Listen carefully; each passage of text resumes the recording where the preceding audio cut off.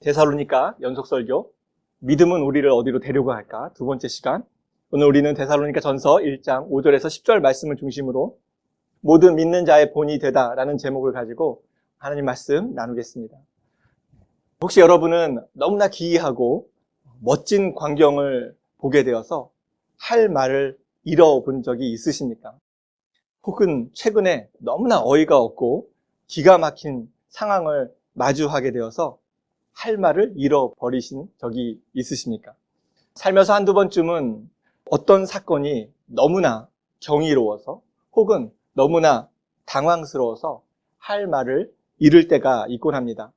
하지만 그런 대부분의 경우는 할 말이 없다라는 표현을 보았을 때 부정적인 상황과 경험 앞에서 사용되어지는 것이 사실이기도 합니다. 흥미롭게도 사도 바울은 데살로니가 교회를 향해서 이렇게 말하고 있습니다. 오늘 본문 8절 마지막 부분을 한번 주목해 보십시오. 주의 말씀이 너희에게로부터 마게도냐와 아가냐에만 들릴 뿐 아니라 하나님을 향하는 너희 믿음의 소문이 각처에 퍼졌으므로 우리는 아무런 할 말이 없노라. 사도 바울은 데살로니가 교회 성도들을 향해서 아무 말도 할 것이 없다라고 말하고 있습니다.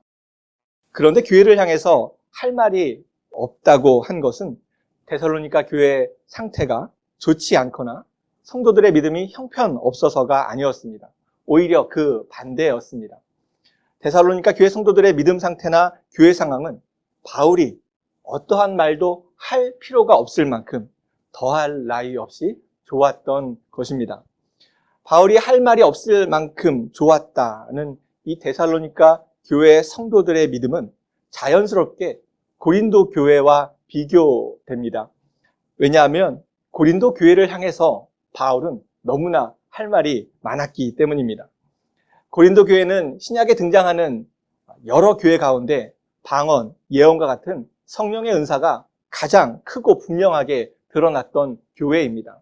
하지만 이러한 성령의 은사가 크게 드러났음에도 불구하고 고린도 교회 안에서는 오히려 그 은사로 인해서 갈등이 심해졌고 교회는 4개의 그룹으로 분열되어서 서로 내가 옳다고 우기며 다투었습니다. 그뿐만이 아니라 교인은 서로 세상 법정으로 끌고 가서 교인을 고소하기도 하였고 도덕적으로 문란하였으며 예배와 부활에 대한 논쟁으로 시끄럽기까지 했습니다. 이렇게 문제가 가득한 고린도 교회를 향해서 사도 바울은 할 말이 엄청 많았습니다. 그래서 신약 성경에서 바울이 쓴 편지 중에서 이 고린도 교회를 향해서 쓴 편지, 고린도전서와 고린도후서가 가장 긴 성경이 되었습니다. 성경의 은사가 그 어느 교회보다 많았지만 오히려 가장 많은 문제가 있었기 때문에 바울은 할 말이 참 많았던 것입니다. 이런 고린도 교회와 비교해서 데살로니가 교회는 그렇게 눈에 두드러진 은사가 많이 나타난 교회는 아닙니다. 하지만 이런 교회를 향해서 바울은 아무 말도 할 것이 없다라고 말하고 있습니다. 그만큼 데살로니가 교회는 건강하고 수준 높은 믿음을 유지하고 있었던 것입니다. 이 교회는 어느 정도의 믿음을 보이고 있었길래 바울이 아무런 말도 할 필요가 없다라고까지 말하고 있을까요? 오늘 보면 7절을 한번 살펴보십시오.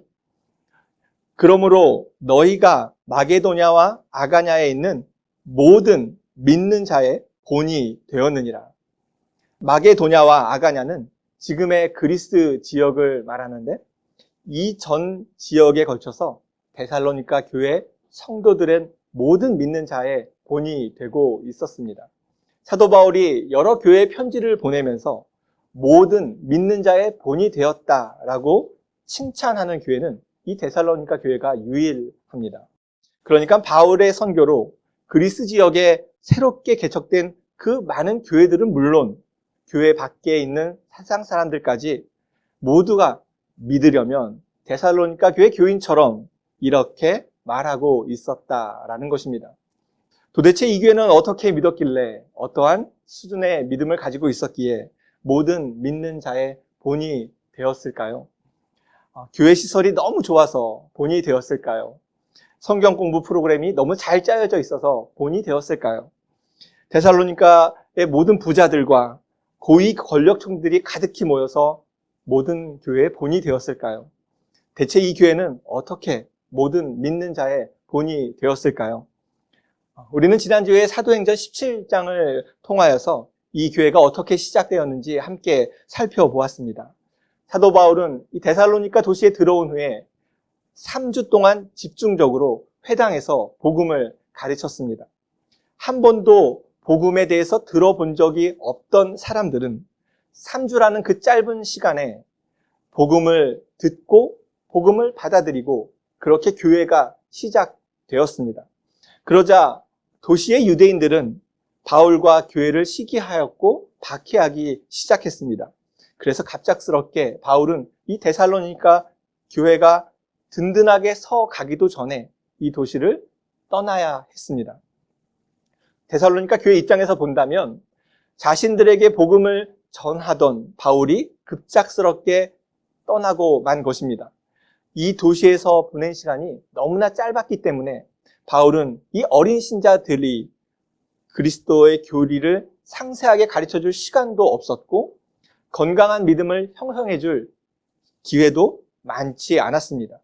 그런데 놀랍게도 충분한 신앙 훈련도 말씀 공부도 하지 못한 그 교회가 그 짧은 시간 동안 모든 믿는 자의 본이 될 정도로 성숙한 신앙을 소유하고 계속 유지했던 것입니다. 과연 데살로니가 교회 성도들은 주변 다른 도시의 교회들과 혹은 신앙생활을 오랫동안 해온 지금의 우리와 어떤 차이가 있었기에 그 짧은 시간에 그것도 충분한 신앙훈련을 갖추지 못했음에도 불구하고 모든 믿는 자의 본이 될 수 있었을까요? 사도 바울의 분석을 한번 주의 깊게 살펴보십시오. 그리고 혹시 나의 믿음과 다른 점이 있다면 그것이 무엇인지 나의 믿음을 한번 들여다보십시오. 무엇이 데살로니가 교회 성도들로 하여금 모든 믿는 자의 본이 되게 하였을까요? 5절 상반절을 주의 깊게 살펴보십시오. 이는 우리 복음이 너희에게 말로만 이른 것이 아니라 또한 능력과 성령과 큰 확신으로 된 것입니다. 바울은 가장 먼저 데살로니가 교회에 복음이 어떻게 이루어졌는지 말하고 있습니다. 어떻게 복음이 이루어졌다고 말하고 있습니까? 말로만 이른 것이 아니라 능력과 성령과 큰 확신으로 복음이 데살로니가 교인들에게 이루어졌다라고 말하고 있습니다. 당연히 처음 바울은 말로 복음을 전했을 것입니다. 지금처럼 유튜브를 통해서 또 여러 가지 미디어를 통해서 복음이 전할 수도 없는 상황이었습니다. 말로 전하는 것 외에는 복음을 전할 다른 방법이 없는 시대였습니다. 하지만 말로 전해진 것을 귀로 들었다고 해서 복음이 그 삶에 이르렀다라고 말할 수는 없습니다. 아무리 복음을 설교와 성경 공부를 통해서 들었다고 해도 복음이 들어갔다라고 말할 수는 없다는 것입니다. 말씀에 대한 지식, 신앙에 대한 정보가 많다고 해서 복음에 이른 것은 아닙니다. 교회에 빠지지 않고 다니다 보면 저절로 신앙이 성장하고 복음적으로 살아가겠지. 이렇게 혹시 생각하고 있다면 이것이야말로 위대한 착각입니다. 혹시 나는 교회에 오래 다니고 있지만 본이 되는 신앙을 소유하고 있지 못하다면 복음을 그저 지식으로만 알고 있을 뿐 진심으로 복음에 이르지 못하는 믿음을 갖고 있지는 않는지 나의 믿음을 반드시 점검해 보아야만 합니다. 듣는 것에서 끝나고 지식에 머문 복음은 우리를 결코 성숙한 신앙으로 이끌어가지 못합니다. 결코 복음에 이르고 복음을 살아낼 수 없게 될 것입니다. 우리가 복음을 살아내고 믿는 자의 본이 되는 신앙을 소유하기 위해서는 반드시 복음이 말로만 이른 것이 아니라 능력과 성령과 큰 확신으로 이루어져야 한다는 것입니다. 바로 데살로니가 교회 성도들은 복음을 말로만 이르지 않았습니다. 능력과 성령과 큰 확신으로 복음에 이르렀습니다. 그렇다면 과연 이것은 어떠한 의미일까요? 첫 번째로 바울은 능력으로 복음에 이르렀다라고 데살로니가 교회 성도들을 향해서 말하고 있습니다. 능력으로 복음에 이르렀다. 이것이 무슨 의미일까요? 여기의 능력은 사람의 능력을 의미하지 않습니다. 하나님의 능력을 말하는 것입니다. 그러니까 하나님의 능력으로 복음에 이르렀다라는 것입니다. 로마서 1장 16절을 보면 내가 복음을 부끄러워하지 아니하노니 이 복음은 모든 믿는 자에게 구원을 주시는 하나님의 능력이 됨이라 라고 말씀하고 있습니다. 하나님과 상관없이 살아가던 자들이 예수님을 주와 그리스도로 받아들이고 이것을 통해 구원을 받게 하신 것은 오직 하나님의 능력이라는 것입니다. 기독교의 복음은 구원을 이루기 위해서 사람의 능력이 중요하지 않다라고 성경은 강조하고 있습니다. 다른 종교처럼 기독교는 나의 열심이 구원에 이르게 하는 것은 아닙니다. 기도를 많이 한다고 해서, 성경을 줄줄줄 암송한다고 해서, 대단한 사역을 많이 한다고 해서 그러한 인간의 노력과 능력이 복음을 이르게 하거나 그 복음을 살게 하거나 구원에 이르게 하는 것은 아니다라는 것입니다. 오직 우리를 향한 하나님의 은혜의 능력과 주 예수 그리스도의 십자가 사랑의 능력이 우리를 구원에 이르도록 하는 것입니다. 그렇다면 이렇게 하나님의 능력으로 구원에 이른 그 믿음은 어떠한 모습을 가지게 될까요? 그 믿음은 내 능력이나 내 신앙 행위 자체를 자랑하지 못하게 될 것입니다. 하나님의 능력으로 복음이 내 안에 들어왔기 때문에 그렇습니다. 앞에서 같이 찬양했던 나 같은 죄인 살리신 이 찬양의 고백처럼 우리는 그저 하나님을 거부하고 하나님과 상관없이 살아가던 자들 뿐이었습니다. 이런 나를 위해 은혜의 능력과 십자가의 능력으로 구원하셨다라는 것을 진정으로 믿는다면 우리가 이러한 구원의 능력 앞에서 내가 이것을 했지, 내가 저것을 했지라고 어떻게 나의 자랑을 내놓을 수 있겠습니까? 또한 하나님의 능력으로 복음을 받아들였다면 그 신앙은 지치거나 낙심하거나 멈추지 않게 될 것입니다. 나로부터, 나의 실력으로부터 나온 믿음은 내가 원하는 대로 되지 않을 때에 지치거나 낙심하거나 심지어 멈추거나 믿음에서 끊어지게 될 것입니다. 하지만 복음과 구원이 사람인 나의 능력이 아니라 하나님의 능력으로부터 나온 것임을 믿는다면 어떤 상황에서도 어떤 고난 속에서도 믿음을 잃지 않고 그 믿음의 길을 묵묵히 걸어가게 될 것입니다. 하나님의 능력으로 구원이 이루어졌기 때문에 그렇습니다. 구원의 복음이 나에게서가 아니라 하나님의 능력에서 시작됐음을 믿는 것이 모든 사람의 본이 되는 믿음의 출발이라는 것을 기억하시기를 축원합니다. 두 번째로 모두에게 본이 된 데살로니가 교인들의 믿음은 성령으로 복음에 이르렀다라고 말하고 있습니다. 성령이란 하나님의 영을 의미하기에 이것은 앞서 말한 하나님의 능력으로 복음에 이르렀다 하는 말씀과 일맥상통하는 표현입니다. 복음을 전해 들은 후에 그 복음이 나를 변화시켜서 복음을 살아가게 하는 그 주체는 내가 아니라 성령님이시다라는 것입니다. 이 성령의 능력을 간혹 오해하시는 분이 있으십니다. 나는 아무것도 하지 않는 것으로 착각하곤 한다는 것입니다. 나에게 아무런 삶의 변화가 없는 것을 성령님께서 나에게는 아무런 일도 하지 않는 것이다 라고 성령님의 탓으로 돌리거나 성령님께서 나를 변화시켜주지 않으시니 나는 아무런 할 것이 없다라고 생각하는 분들이 있습니다. 하지만 나는 가만히 있으면 성령님께서 알아서 원하시는 때에 복음을 믿게 하시고 변화시켜 주실 것이다 라는 이 착각이야말로 너무나 위험한 죄의 유혹입니다. 그것은 성령의 역사에 대한 무지한 죄이고 불신이며 영적 게으름일 뿐입니다. 성령님께서 처음 주님의 제자들에게 임재하신 사도행전 2장을 한번 기억해 보십시오. 마가의 다락방에 모여있던 120명의 제자들은 그곳에서 아무런 일도 하지 않고 가만히 멍 때리고 있지 않았습니다. 그들은 그곳에서 무엇을 하고 있었습니까? 마음을 같이하여 오로지 기도에 힘쓰고 있었습니다.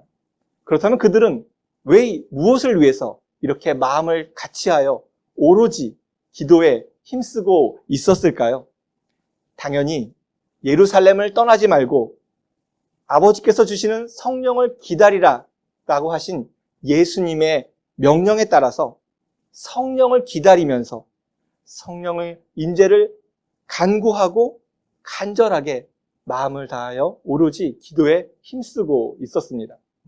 제자들은 주님의 약속을 믿었고 그 믿음으로 성령님의 임재를 위해서 기도하였으며 성령님께서 인도하심을 따라서 순종했습니다. 그렇게 성령의 능력으로 복음을 믿게 된 제자들은 숨어서 모여있던 그 다락방에서 튀어나와서 예루살렘에 있던 모든 유대인들에게 예수가 그리스도 되신다라는 복음을 담대하게 증거하기 시작했습니다. 성령으로 복음에 이르기 위해서는 복음을 향해 마음의 빗장을 걸어놓거나 어디 한번 나를 변화시켜 보십시오. 이러한 심정으로 팔짱을 끼고 가만히 있는 것이 아닙니다. 복음으로 초대하시는 성령님의 역사에 마음을 열어야 하고 성령님의 임재를 기다리면서 오로지 기도에 힘썼던 제자들처럼 내 안에 성령님께서 역사하시도록 간절하게 간구하고 있어야 합니다. 그리고 성령님께서 말씀으로 가리키시는 그 방향으로 삶과 생각과 마음을 바꾸어 가야 합니다. 이것이 성령의 역사로 복음에 이르는 믿음입니다. 세 번째, 복음에 이르기 위해서는 큰 확신이 있어야 한다라고 바울은 말하고 있습니다. 확신이란 복음이 진리라는 확고한 신앙, 예수께서 주와 그리스도 되신다는 굳건한 믿음을 의미합니다. 데살로니가 교인들은 복음의 진리이고 예수께서 그리스도가 되신다는 것을 조금 믿은 것이 아니라 큰 확신으로 믿고 있었다라는 것입니다. 가만히 들여다보면 우리의 모든 행동은 믿음과 확신으로부터 나오는 것을 알 수 있습니다. 최근에 한국에서는 독일의 한 고급 전기차에 갑자기 불이 나서 지하 주차장에 큰 화재가 난 사건이 있었습니다. 그 사건 이후에 이 독일산 전기차는 거의 판매가 이루어지지 않고 있고 이 차를 이미 소유한 사람들도 다 중고차로 내놓고 있다고 합니다.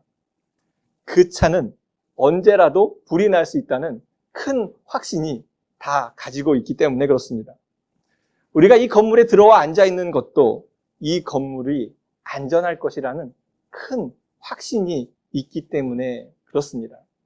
만약 우리 가운데 이 건물 무너지는 거 아니야 라는 조그마한 의심이 있다면 우리는 이 자리에 앉아있지 못할 것입니다. 이렇게 큰 확신은 반드시 행동으로 이어진다라는 것입니다.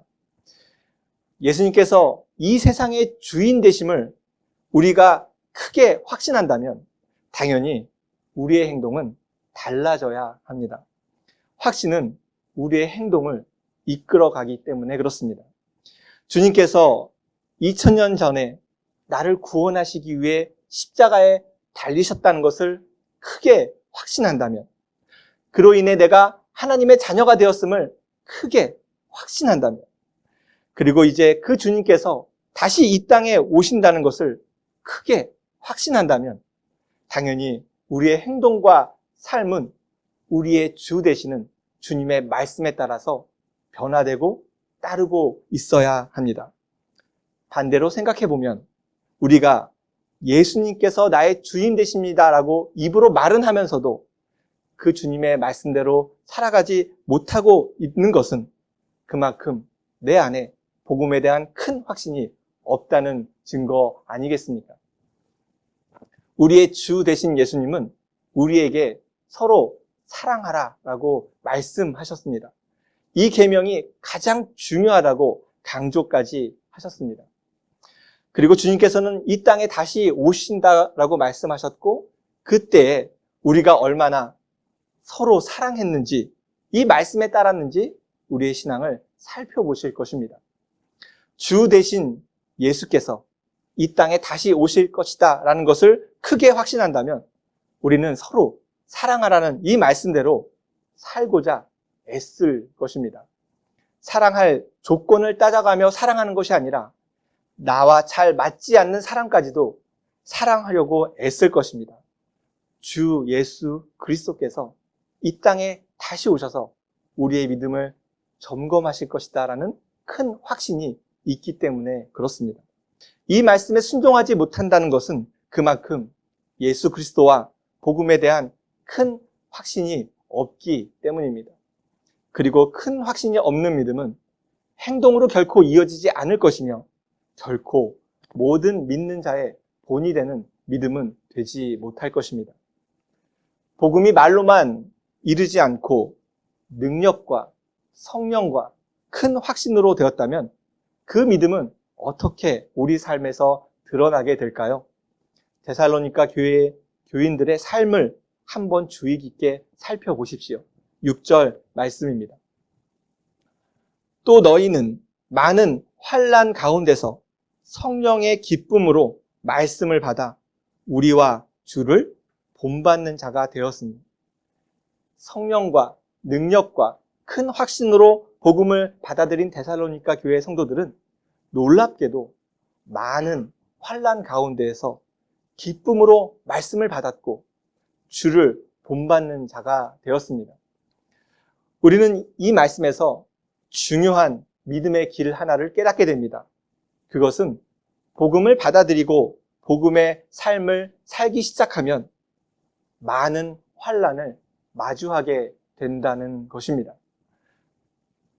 지난주에 잠시 언급했듯이 데살로니가는 우상 숭배로 완전히 뒤덮여 있었던 도시였습니다. 당연히 바울로부터 복음을 듣기 전까지 이 교회 교인들은 그 우상 숭배 문화 안에서 자랐고 그 숭배 사상을 가지고 살아왔습니다. 그런데 이렇게 우상 숭배 문화가 뒤덮여 있는 이런 도시에서 복음을 믿는다는 것은 이제까지 살아온 이전의 우상 숭배의 삶을 완전히 배척하고 그것을 버리는 삶을 의미했습니다. 복음을 능력과 성령과 큰 확신으로 받아들인 후에는 더 이상 우상 숭배의 삶을 따를 수가 없었고 이전의 삶과는 반드시 단절해야 했던 것입니다. 지금까지 우상 신전에 가서 우상을 향해 절하고 그곳에서 사람들도 만나고 그곳 사람들과 친밀함도 형성하고 정보도 듣고 사업도 확장하고 쾌락도 즐겨왔습니다. 하지만 데살로니가 교회 성도들은 복음을 받아들인 후에 이 모든 것과 결별해야 했기에 당연히 사회적인 고립과 소외감을 경험해야 했습니다.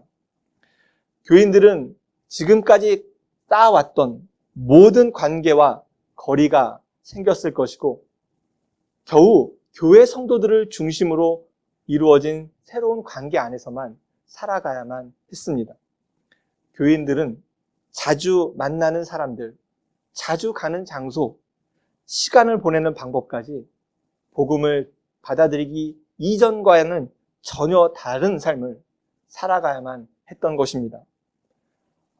이러한 삶은 그들의 가족과 친구와 동료들로부터 소외를 당해야 했습니다. 때로는 회유로, 때로는 심리적인 압박으로, 때로는 물리적인 핍박으로 이전에 알았던 모든 사람들은 이 교인들을 향해서 그렇게 살면 안 된다고 예전의 삶으로 돌이키려고 했을 것입니다.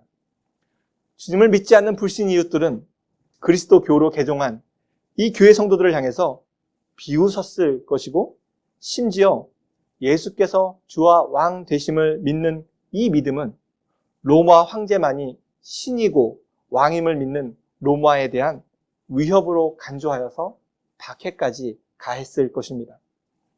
하지만 데살로니가 교회 성도들은 이러한 외적인 환난과 고난 앞에 굴복하지 않았습니다. 사회적으로 인정받고 그 안정된 삶을 포기하면서까지 그들은 믿음을 지켜왔습니다. 다시 오실 주 예수 그리스도에 대한 큰 확신이 있었기에 오히려 많은 환난 앞에서 기쁨으로 말씀을 받아들였고 주를 본받고 살아가고자 애쓰기를 마다하지 않았습니다. 그런 데살로니가 교인들의 믿음은 모든 믿는 자들의 본이 되었고 바울은 그들 앞에서 아무런 말도 할 수 없다고 칭찬한 것입니다. 이런 데살로니가 교인들의 믿음을 보았을 때 우리 믿음은 과연 얼마나 환난을 당당하게 마주하고 있습니까? 혹시 우리가 믿는다고 말은 하고 있지만 나는 너무나 이전과는 똑같은 삶을 살아가고 너무나 평안한 삶을 살아가고 아무런 갈등이 없이 살아가고 있다면 과연 그 믿음이 진정한 복음을 받아들인 믿음이라고 말할 수 있겠습니까? 복음을 진정으로 받아들였다면 그 삶은 반드시 이전과의 삶과 충돌이 일어나야 하고 갈등이 일어나야 하고 그것은 때로는 나에게 피해로, 소외감으로 또 환난으로 다가오기 마련입니다. 나의 믿음이 진실되다라고 점검하는 포인트는 내가 믿는 후에 나에게 얼마나 많은 이런 환난과 어려움이 다가오고 있는지 확인해 보는 것입니다. 나에게 아무런 환난이 없다면 너무나 희희낙낙하게 이 믿음의 길을 걸어가고 있다면 두 가지 중에 하나일 것입니다. 너무나 완벽한 교인이던가 아니면 가짜 믿음일 뿐입니다. 과연 오늘 우리의 믿음은 주변에 어떠한 모습으로 보여지고 있을까요? 과연 우리는 복음을 바로 받아들이고 바르게 믿고 있을까요? 조금만 내 기분에, 내 기준에, 내 마음에 들지 않으면 이리저리 흔들리는 믿음은 복음이 하나님의 능력이나 성령의 역사나 큰 확신이 아닌 자기 신념과 생각에 머물러 있다는 증거입니다. 믿음 생활을 하다가 당하는 크고 작은 어려움 앞에서 신앙이 흔들리고 있다면 그만큼 복음에 큰 확신이 없기 때문입니다. 우리의 신앙이 아무에게도 본이 되지 못하고 있다면 어쩌면 우리는 복음의 한 자락도 삶에 담아내지 못하고 있을 뿐더러 주님을 본받지 못하고 말로만 믿고 있다고 주장하는 자일 뿐입니다. 내가 원하지 않는데 지금 복음을 듣고 있다면 이미 내 삶에 하나님의 능력이 시작된 것입니다. 나에게 말씀으로 들려온 이 복음이 성령의 능력으로 이루어지기 위해서는 나의 마음을 활짝 열고 성령께서 하시는 말씀에 그대로 순종해야 합니다. 그리고 예수님께서 이 세상의 유일한 왕이시고 내 삶의 주인 되심을 큰 확신으로 믿는다면 그 믿음은 어떠한 상황에서도 어떠한 환난 가운데서도 흔들리지 않을 것입니다. 오히려 기쁨으로 말씀을 받게 될 것이고 그 환난 가운데서 내가 어떻게 주님을 더 본받는 자가 될 것인가 고민하고 있을 것입니다. 인생은 실전이라는 말처럼 믿음도 실전입니다. 나의 믿음이 그저 나의 생각이나 신념에서 나온 것이 아니라 하나님의 능력과 성령님의 인도하심 그리고 복음에 대한 큰 확신에서 이루어진 것이라면 크고 작은 환난 앞에서 오히려 기쁨으로 말씀을 받고 주를 본받아서 정금 같은 신앙으로 성장해 갈 것입니다.